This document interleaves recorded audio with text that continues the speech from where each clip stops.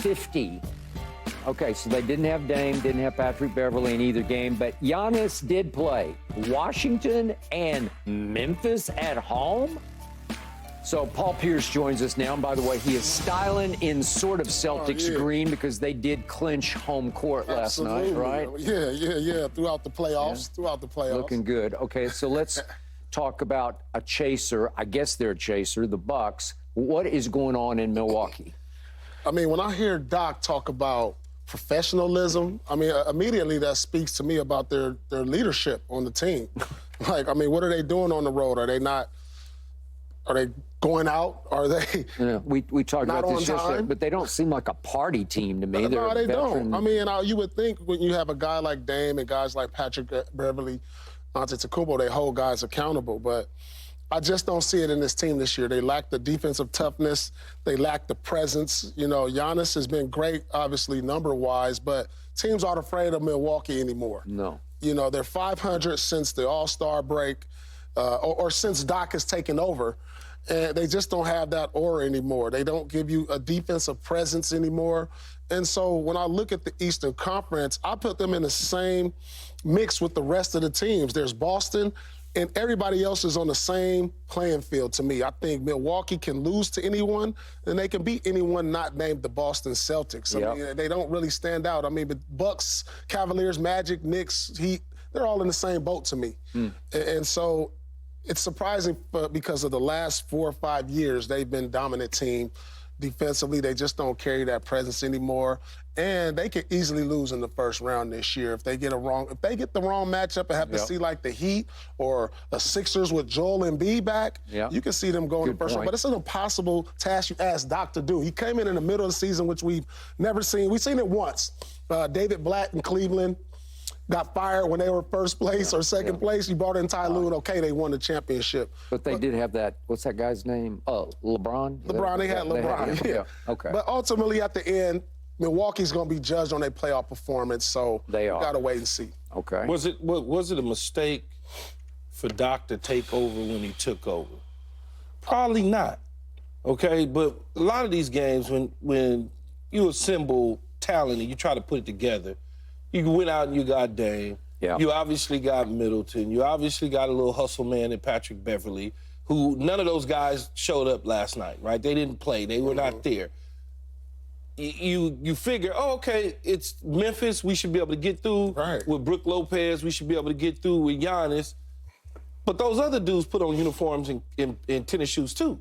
Regardless, they gonna try to beat you. They out there to prove to the other teams in the NBA we can play too. We want to win so we can get a bag. I look at them and I say, when you look at it though, just in general, the Celtics obviously running away with this thing. They 13 games ahead of the number 2 team, which are the Bucks. They 13 games ahead of them, which is like crazy. I've never heard of that or seen that before. Milwaukee is the type of team, though, I believe, when they get into the playoffs and those guys are healthy, that switch will turn on because they've been there before. They've been there. Everybody's been there. The players, Doc's been there, although he's surrendered some 3-1 leads in his career before, and we always joke about it and talk about it, but he's been in the postseason. And you can't discount. Well, he knows. You can't discount postseason success at all, especially when you got veteran players that's played in it. So I'm not like, oh my God, oh my God, oh my God.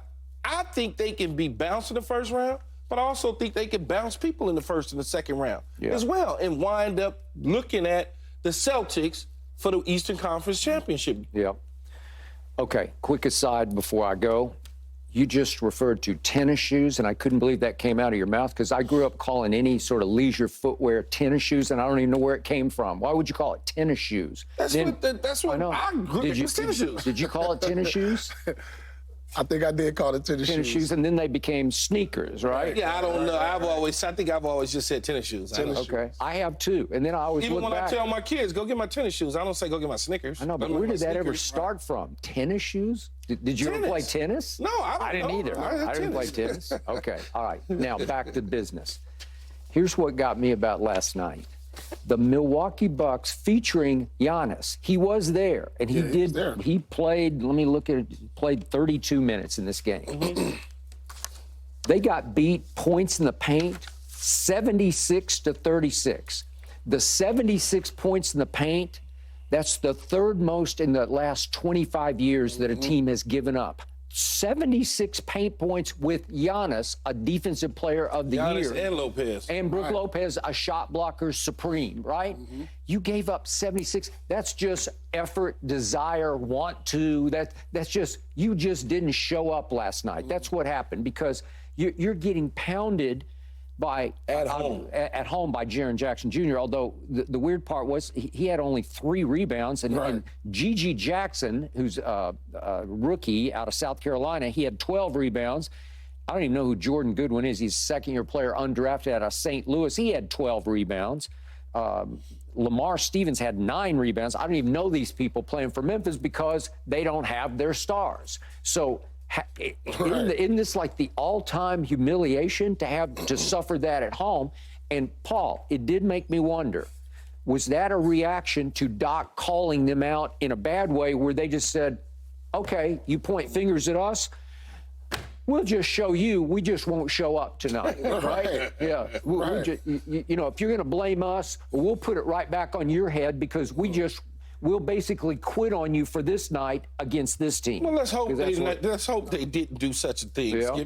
They're professionals. They get a check. I don't think they just laid down because Doc said that, you know, they don't handle business a certain way on the road. I mean, a lot of this lies, I think, on Giannis, truthfully. It does. Because when you have a coach, when you have Adrian Griffin, I think a lot of things came up like, could he lead them to a championship once Dame got there? Because that's the expectations you have when you get a caliber of player, Dame, Lillard, and Antetokounmpo. They didn't probably believe that he could lead them there. And so he had to have some say if Adrian Griffin was not going to be there or got fired to bring in Doc. Yeah. Giannis has to, your franchise player, he got to have some. So now you bring in Doc, and y'all don't play as well, and Doc has to implement his system, and, you know, you have to gain confidence in his coaching and voice, and now they turn into a 500 team. Why is nobody talking about the guy who's considered one of the top 2 or 3 players in the whole world accountable for all of this? And so a lot of this is on him. I think he's taking a step back on defense. Yeah, he had 5 blocks, but the presence isn't there for Milwaukee on the defensive end anymore. And you can say all you want to say about they don't have Drew Holiday up front. Middleton's been in and out of the lineup. You still got 2 all-defensive players on the block. You do. In Brook Lopez and Antetokounmpo. So there's no way you should give up 76 points in the paint. And that's just a lack of effort, a lack of will, a lack of trying when you're playing against the Memphis Grizzlies, who are on their way to the lottery and Cancun this summer. Yeah. So hey, you still got Malik Beasley, who's a hustle face too. I mean, he'll try. He's a try-hard guy. Pat Connaughton, he puts effort. Yeah. Like, I'm not sure if they're responding to Doc right now when I see games like this. So I don't know if he's lost the locker room or what, but this is inexcusable. I'm with you. I think they're a first-round exit candidate. It just smells like that right now, like it did not click. And I do think, even though I don't want to put it on one guy, as you say, but when Drew exits and you replace it with Dame, you lose some of your defensive tenacity and identity. Right. You just do, because he is big time. He's brought a new element to the Celtics of, it's just like a defensive toughness. And Marcus Smart did too, but it's the same. But again, you didn't lose anything when you replaced Marcus Smart with Drew Holiday. They have lost something. So now the onus falls on Dame, because he's going to need to make 6 or 7 threes in playoff games, because that's who they are now. They sort of live and die now off, can Dame get hot or not? Right. One way or the other. Giannis is probably going to give you about what he gives you, but he doesn't have the defensive presence he used to. Right. It just is what it is. So they can win the first round, they can lose in the conference finals, or they can win. So I'm just not confident in them. A lot of sloppy basketball play by the not Bucks. at all. And then, you know, another name, Middleton. I don't know. He's in and out of the lineup. If they're not going to get anything from him consistently, and this team this is a disappointment for Milwaukee. before the season. When they added Dame, you instantly said, okay, them versus the Celtics in the conference finals. Now, I'm not going to rush to no conclusions and everything, but they are judged off their playoff success.